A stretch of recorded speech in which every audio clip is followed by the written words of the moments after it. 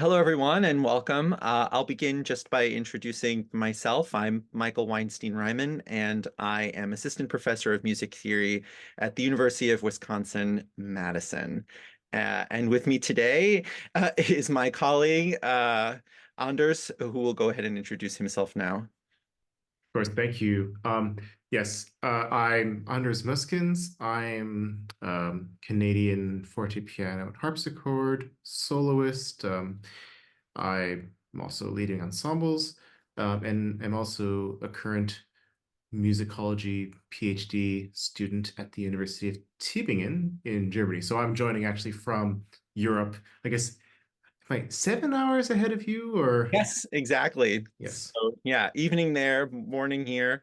But I'm glad we could be together to talk a little bit about Schubart and Schubart's Mhm. keyboard pieces. And I've enjoyed myself getting educated about his life, which was quite tumultuous at times, and certainly very interesting, and also getting to hear a little bit of his music, and of course hearing you play, which has been a real joy. So I just wanted to start our conversation off by asking, first of all, how did you come to Schubart, the composer slash theorist slash polemicist, aesthetician?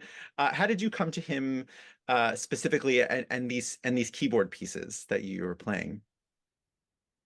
Well, I guess my to give a sort of summary of my musical trajectory. Um, I suppose if you're a person who plays fortepiano, you must love Mozart, Haydn, and Beethoven. So that was definitely my starting point.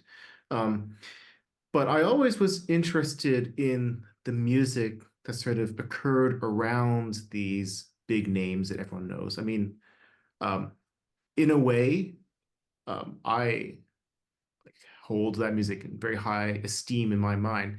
But in some ways, that kind of overshadows the efforts and the works of many other musicians who lived at the time who just don't really receive the credit that is due to them now because, well, they're overshadowed. So, um, I guess for me, it kind of began by exploring musicians like Johann Christian Bach and Carl Philipp Emanuel Bach, and then going into the Mannheim School, which is another pet project of mine, I guess, as well. Um, and as I was researching a bit about the orchestra in Mannheim, of course, Schubart, during his travels, he spent a lot of time there and he wrote extensively about the famous court orchestra of Karl Theodor. And it was through that that I started reading his musical aesthetics and found it quite interesting and quite compelling, quite detailed as well. And I thought, oh, well, Schubart was a composer and a performer of note. I mean, in Charles Burney's travels, he talks about meeting Schubart. And I remember, I It's have a, to be careful that we don't mix most them up. most people, and including Google, will try to correct Schubart to Schubert, and there is the connection, Indeed. right? Because Die Forelle, which is the well-known Schubert song, is of course the poem is written by Schubart, so it's an Yeah, exactly. mistake to make. Anyway, I'm sorry, I interrupted you. But no worries. But yeah, I think Bernie he says something like that Schubart was the first great keyboardist he heard in Germany performing. I thought, oh, that's interesting. Well, I wonder what his music is like because I think maybe some of his Lieder have been performed and recorded by other people. That's probably the most well-known work that he has done as a composer for people today. But I found these keyboard pieces, these sonatas that he wrote while he was imprisoned, and I guess also these variations that he wrote, I suppose, shortly after he was released. And I was looking through them and thought, oh, it's interesting. And also the story is quite compelling. So that's kind of what drew me towards this program. It just Yeah, out of mutual interest with the period and uh, everything around it, I guess. sure. He's a perfect focal point for sort of the period artistically, aesthetically of Sturm und Drang, the storm and stress of the late 18th century, and of course his life was filled with Sturm und Drang, as we'll discuss a little bit. But before we talk about Schubart the man, I wanted to just ask you a little bit more about um, the keyboards that you've had the opportunity of playing this music on specifically. I know you also visited the prison cell. I know it wasn't an exactly the same instrument, but what kinds of fortepianos have you experimented with, and how do you feel like this music suits those instruments and vice versa? Yeah, well, I guess I should point out that in the video, I use a fortepiano from my own collection by John Broadwood and Son. It's actually an English one, square piano. Um, and it dates to 1794, but the design of it is actually that of an 80s piano, I guess. So the patent that Broadwood had for that design is from, I think, 1783, if I remember correctly. And they just kept producing that design almost into the 19th century, I think. It became like their, let's say, budget model. But apparently, Schubart himself had some sort of square piano while he was in prison, at least after the first or second year, um, when he moved to more comfortable surroundings. And it's a bit unclear what sort of square piano he had. I suppose, I'm guessing some sort of South German instrument, uh, with some sort of Mechanik, um, but it's a bit unclear. But I think there is a museum also somewhere in South Germany that has the instrument that he owned later, I think after he was out of prison. And it's some sort of South German square piano as well. So I thought that using a square piano and finding this sound world around that, as opposed to the more mainstream fortepiano like the Anton Walter or Stein pianos that most people perform on, kind of gave a bit of a different intimacy in the sound for one, and also using an original. I always kind of advocate for the use of originals because there's just something in the character of the sound that I find to be really compelling and attractive, and I don't know if many modern replicas can really approach that in terms of, I'm not sure what the reason is, but maybe it's the age of the wood or the way it was constructed or the knowledge that went into it. But when it's well restored and works well, it's like a joy to play, I guess. So Indeed. And just for those of us who haven't had the opportunity to play these instruments, and so for myself particularly, I've really I've only played on a handful of historical keyboards. Could you give us a sense of what that intimacy and sound world is like vis-a-vis the, let's say, modern piano or the harpsichord? well, I guess in this particular, let's say, earlier model of square piano with this Stossmechanik, I guess you'd call the action. Um, you do have, I guess, the ability to produce forte and piano in dynamic. So that sort of differentiates it from a harpsichord where strings would be plucked. On this instrument, there are hammers that strike the strings, but the action is somehow quite simple. Hmm. There's just like a lever that pushes, I guess, a hammer onto the string. Hmm. There's no complicated levers that push other levers or things like that that are in a modern piano. So you end up with this very sort of direct, very bright, almost like rustic sound. And it is difficult to play because the hammers are extremely tiny and um, you have to play with a lot of sensitivity because if you press slightly too hard, you will make an awful sound. And if you press slightly too faintly or softly, I guess, then there will be no sound at all. So I think in a So you way have to it's a bit, choose somewhere in the yeah, middle. Do you want no indeed. sound, or do you want sort of a twangy sound? Yeah. Yeah. But at some point, once you get really used to it, it takes like a kind of like clavichord Hmm. technique almost that you find this sensitivity and you find that you can make all sorts of shades in what maybe at first feels like a very narrow range, but you realize that once you get into it, that it is actually very expressive, and it's not, just some sort of twangy toy piano or something like Right. that. Some sort of So dulcimer in a wood box, so to speak. yeah. Schubart himself, obviously being a connoisseur of pianos and, in one particular instance, insulting the aristocracy, in fact, because he wouldn't play on a particular piano because he said it was egregiously out of tune.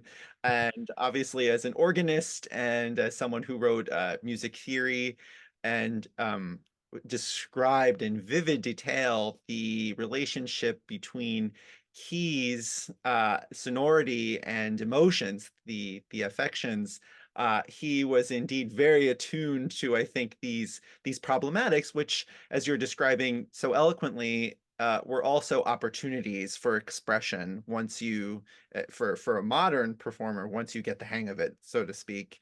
Um, I wanted to pivot a little bit now, just because it's too interesting not to cover to the talk of Schubart the man.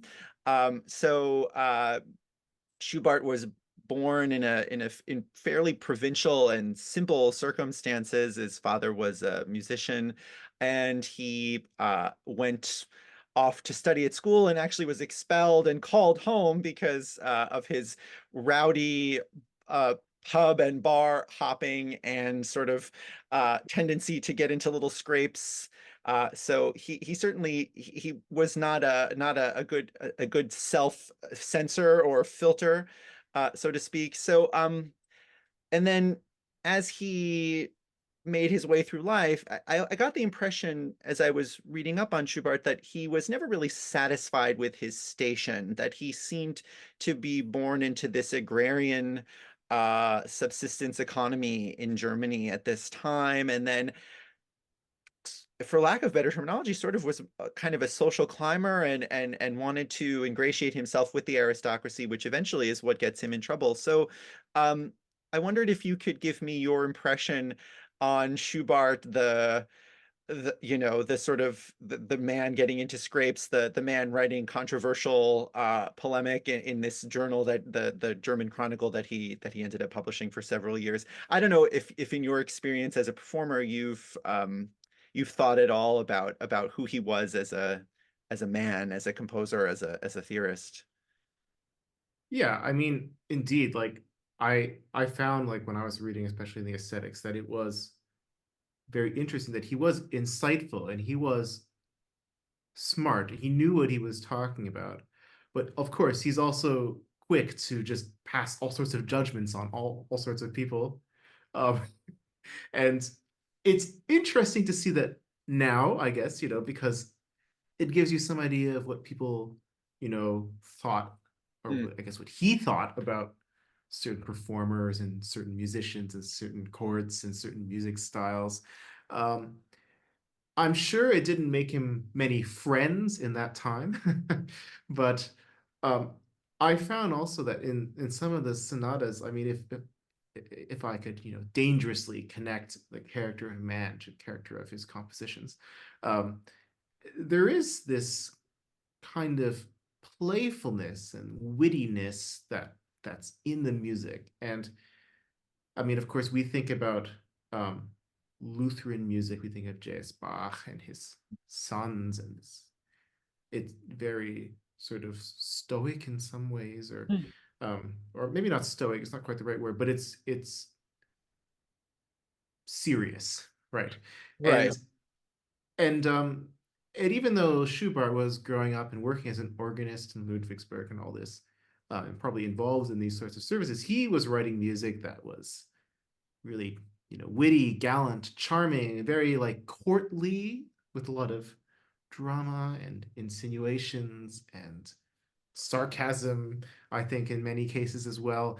Um, and I found it interesting to try bring that out of the music in the performance as well. So, um, so I don't know if necessarily it's painting a character of him as a person, but it certainly maybe influenced my approach to performing the music anyways. Certainly. Yes, I would imagine so. I think what was most surprising for me in reviewing these keyboard pieces, these sonatas, was that he wrote them while he was imprisoned, and he was imprisoned for 10 years. The first two of those years, he endured pretty difficult conditions. He didn't have access to any of the sort of comforts that he eventually got, namely a keyboard. Mhm. Or any sort of writing implement, pen, paper. His letters were very limited and very censored, and he couldn't contact his wife for 8 years while he was in prison. Um, and I think it's useful maybe just to contextualize that the crime of which he was accused, and there are various interpretations, don't seem that bad, which is to say that, there's the sense that in one account that I read, he had insulted the kind of autocratic regime that was developing around this time, uh, by Carl Eugene, and also criticizing Jesuit education. And so there was this sense of, we would think of the Enlightenment as this free thinking kind of time period, and yet very reasonably, looking back, we would imagine Schubart's rejection of this and criticism of this autocratic view to be very warranted, and yet somehow it lands him in jail for a decade. So I guess my question for you is, in light of all this, does the punishment fit the crime? And if and that said, why is it that his music remains so buoyant and witty and gallant, and all of these things that and I hear it myself in the music as I listen, beautiful singing lines, but also these kind of jocular rondos, and very jolly Mannheim inspired bass lines, repeated eighth notes, and so I'm just curious if and you visited Hohenasperg actually Mhm. yourself, Mhm. and I wonder if all of these images swirling in your head and thinking a little bit about his punishment that he had to endure, what do you make of this dissonance that we find between Schubart's life, which was, difficult and difficult to endure, and outspoken polemicist, and then these almost trifles, right? They seem sort of, so playful. Yeah, of course. Well, I remember hearing of it when I went to visit, I guess, the prison where it's actually still a prison today, Hohenasperg. Is it? It's, yes, I Oh, think wow. just a modern, like a modern psychiatric prison. Oh, I It see. has a long history of being a prison, I guess, because it's, you could imagine this Gothic fortress on top of a tall mountain, um, and with these huge, imposing stone walls and gates, like multiple gates that you have to pass through. Um, and Schubert was Schubart was brought here at the time when he was uh, arrested, I guess, by Karl Eugen, the Duke of Württemberg. Um, and I remember speaking with the curator and seeing some of the places where he was. Like, there was this tower which was very imposing that had cells in it, and I got to see one of the cells that was very similar to the one that he was staying in the first 2 years. There's you can see it actually in the video of the performance. It's right at the beginning. Um, it's really bleak. Just imagine stone walls, a tiny little furnace so you don't die, I guess, in the winter. Um, Apparently, the Duke could choose which cell, um, and he apparently saw Schubart to his cell as well, which is extremely spiteful and There, petty, I guess, as well. there's an And extreme pettiness involved in this, yes, right? And if you start scratching below the surface of the public, as if there needed to be a reason, but the official reason for being imprisoned, if you get below that, really it becomes an issue sort of a difference in personality and yeah, accusations of slander, and what today we look at as satire. Um, yeah. Yeah. I mean, probably if he was living in England in that time, he would not have gone to prison. Or elsewhere. But because he was, Yeah. yeah, but I mean, I guess the Duke really took offense to the things that he wrote about him and his mistress.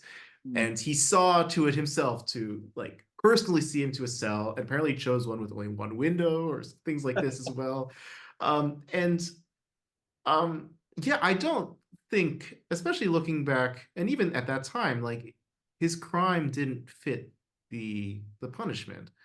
Um, but I suppose it was also a different time, Mm. and he was perhaps too outspoken, um, that he made enemies with the wrong people.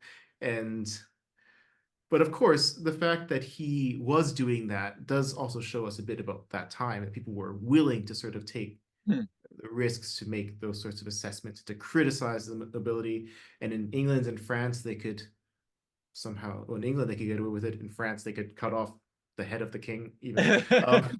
Well, Uh, yes, we have to remember also so, this and is you could imagine, like, the decade when he was in prison is right before the French Revolution, right? So and during things the are American steaming, right? Revolution. Yes, as well. Yeah, yeah. So So these ideas are in the air. and so I was actually struck as I was reading some of his letters and of course some of the articles that he contributed to this German Chronicle, this periodical.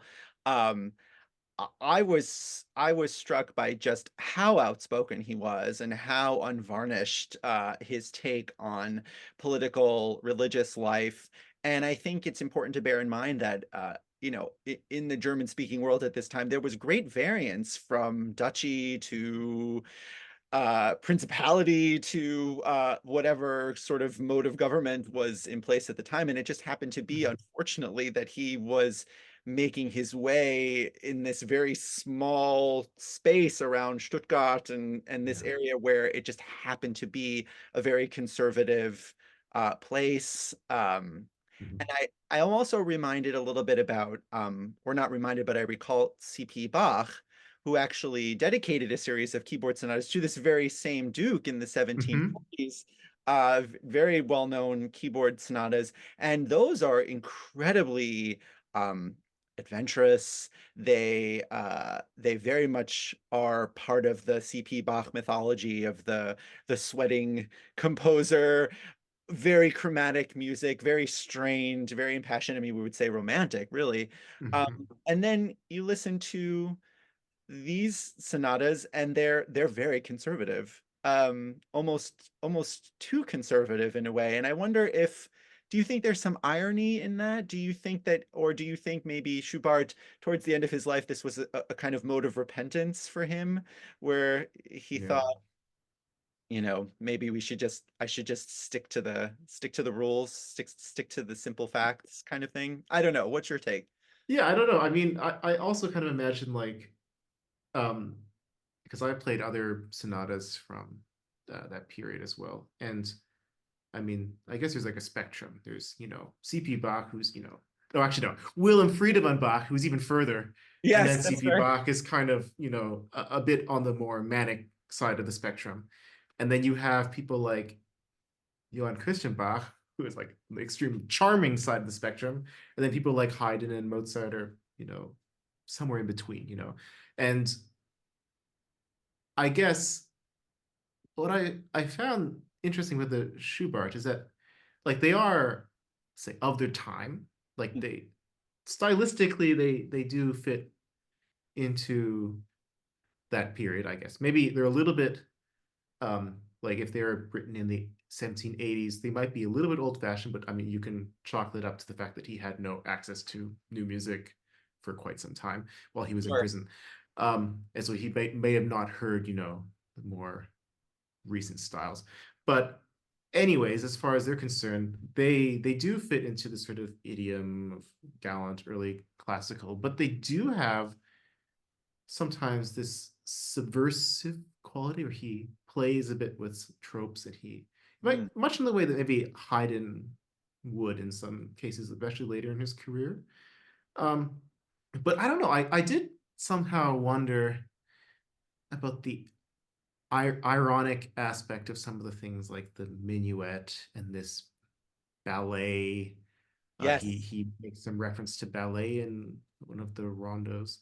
And I think Carl Eugen was somehow associated with his court ballet, which was very famous in Stuttgart. And I And had to wonder, like, is this some sort of like snarky comment against it? Because the part that's supposed to be ballet mm, mannered, it sounds very like kind of C minor, a bit petulant, a bit like I well, don't know, and I had to wonder, could this have been something like related to that? I have no idea, I but know I can't prove anything. But it was an interesting way no, to inspire the imagination, right? So, I think you're very right, and I actually had the same reaction. And as I was doing my research about Carl Eugen, what I discovered was that the ballet was an incredibly exorbitantly expensive proposition, and so financially he was in pretty dire straits and actually had to get some bailouts at some point from the French, among others. mhm, And so I think as a trenchant critic of political waste and aristocratic frippery, I think Schubart probably was thumbing his nose at this idea that sort of, most of the population decimated from in the wake of the 30 Years' War and the wars of religion, subsisting in an agrarian mhm. economy. I think the contrast between that and a sort of the little Versailles that the Duke wanted to establish, I think in some ways it's prescient. I think he's voicing from prison some of the rumblings of things we would see in the Marriage of Figaro, and then eventually, that would culminate in the revolution in France. So Mhm. I absolutely agree. I think there is something there about the ironic quality of the dance trope, but not but in an almost shadowed way, as you were saying, in key wise. Um, and in his aesthetics, Schubart of course talks all about dance, and I didn't get the impression as I was reading that um, there was the level of seriousness and sort of dour Mhm. quality to the dances, and he just marks it in the sonatas, interestingly enough, just ballet tempo or ballet style. And so he's not being specific with the kind of dance. It's almost just this idea of dance all of a sudden being piped in through the radio. It's this reminiscence um of Yes. of his experiences. um well, this has been truly fascinating, and really a wonderful opportunity for me to get to know this music and this composer, and of course you as a performer much better than I did. I'm wondering, just as a way of conclusion, if you could share with us any final thoughts about, what do you wish audiences would take away from this kind of music and from Schubart? Do you think there's more that we should know, and there's more music out there that's not being performed, perhaps? Well, I think in this period, there's plenty of music that's yet to be, well, I shouldn't say it's not discovered because people know about it, but it's not performed, I guess, right? And it's it is a very interesting period, and you have people like Schubart and other composers who wrote very interesting music. And even though when you listen to it, you hear somehow the language of Mozart and Haydn in Mm, some ways, it's used in a very special, individual way. And I think we can somehow appreciate it because we find something familiar, but also something new. And um, that would be my guide, I guess, of how you should think about this music, like as a language, but expressed differently, in using the same words and the same ideas and phrases, but with an individual personality somehow going through it. indeed. Well, thank you so much for sharing your insights with me and with our audience, and it was really great speaking with you. Thanks again. Thank you once more.